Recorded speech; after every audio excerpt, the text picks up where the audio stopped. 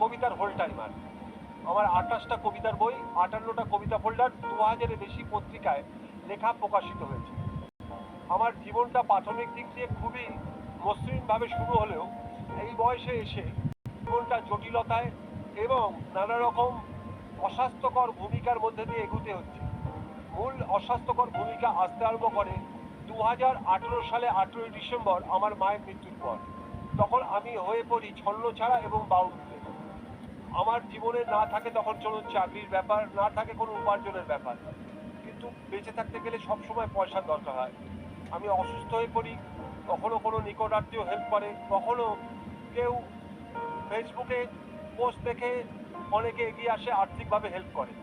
আমার বারবার অসুস্থতা আসে, কিন্তু দিন দিন যে পরিমাণ বয়স বাড়ছে, যে পরিমাণ মেডিক্লেমের চাপ বেড়ে যাচ্ছে, আমার পক্ষে সেটা জোয়ার করা খুবই কষ্টসাধ্য। কিন্তু যদি আমি অসুস্থ হয়ে পড়ি, কী হবে, কীভাবে চিকিৎসা হবে? আজকালকার চিকিৎসা ব্যবস্থা জানেন তো, সরকারি হাসপাতালে পড়ে পড়ে মরে যাওয়ার মতো। সেখানেও আমরা লড়াইটা চিন্তা আছে, বিশাল টাকা আছে। যাই হোক, ছেড়ে দিন সেসব কথা। এখন আমার দুটো জীবন, একটা হচ্ছে কবি জীবন, একটা হচ্ছে ব্যক্তি জীবন। ব্যক্তি জীবন দুঃখে ভরা, নানা রকম সমস্যা, বৃষ্টি পড়লে ঘরে জল ঢোকে, ভাঙা ঘর যে কোনো সময় ভেঙে পড়ে আমার ওপরই পড়তে পারে, লোকের ওপর পড়লে তারও ভয়ঙ্কর। তার ওপর আমার খাওয়া দাওয়ার ঠিক নেই, রোজগারের ঠিক নেই, কখনো একবেলা মুড়ি খেয়ে কাটাচ্ছি, কখনো একবেলা ভাত। কিন্তু কবিতার জীবনটা খুব সমৃদ্ধ, একের পর এক পুরস্কার পেয়ে যাচ্ছি। না না, সরকারি পুরস্কার না, কারণ আমি এই সরকারের আমলেও যা, ওই সরকারের আমলে তাই, আগামী কোনো সরকার এলে তার আমলেও তাই। আমি প্রতিষ্ঠান বিরোধী। আমার লেখা হচ্ছে সামাজিক ভ্রষ্টাচার ও রাজনৈতিক দুর্নীতির বিরুদ্ধে। ফলে কোনো সরকারই আমাকে সমর্থন বা সহযোগিতা করবে এটা আশা করা বৃথা। আর আমি কোথাও আবেদন নিবেদন করি না। আমি আবেদন নিবেদন করে সাহায্যও চাই না, পুরস্কারও চাই না। যে পুরস্কার পাই লেখার যোগ্যতায় পাই, মানুষের ভালোবাসায় পাই, সেই ভালোবাসা যেমন নৈবেদ্য পুরস্কার। আমি সম্পূর্ণ এটা ভালোবাসা এবং আমার লেখার যোগ্যতায় পেয়েছি বলে মনে করি। আমার যে কোনো পুরস্কারই আমার কাছে সম্মানের।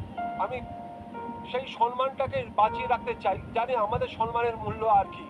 রাস্তায় দাঁড়িয়ে থাকা একজন বলশালী লোক এসে দুটো থাপ্পড় মারবে, মাথা নিচু করে চলে আসতে হবে, কারণ কোনো ক্ষমতাবান লোককে তো আজকাল প্রশাসন কিছু বলে না।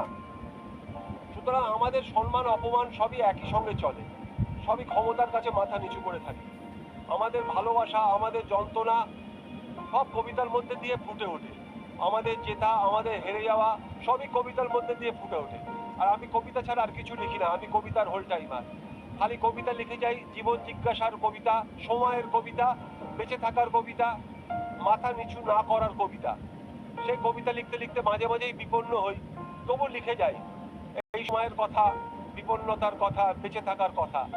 যে কথা লিখতে গিয়ে হয়তো আমার কান্না এসে ভিজিয়ে দেয় শব্দের অক্ষরগুলোকে, হয়তো আমার রক্ত মাখামাখি হয় প্রতিটা শব্দমালা, হয়তো আমার জীবনের সব ঘাম আমার পাতায়, সাদা পাতায় লেপ্টে থাকে। তারই মধ্যে সৃষ্টি হয় আমার কবিতা, বেঁচে থাকার কবিতা, জীবনের কবিতা, সময়ের কবিতা।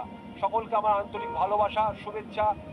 আর চেষ্টা করবেন আমাদের মতো কবি যারা, তাদের পাশে দাঁড়াবার, যাতে আগামী দিনে একটা আলাদা লড়াই, আলাদা বেঁচে থাকার লড়াই আমরা লড়তে পারি। যেন কবিতা কারোর কাছে বিক্রি না হয়েও কবিতাকে আমরা বাঁচিয়ে রাখতে পারি। অনেক ধন্যবাদ, অনেক ভালোবাসা। শুভম মুখার্জিকে ধন্যবাদ, ভালোবাসা। খোলা চিঠি পেজে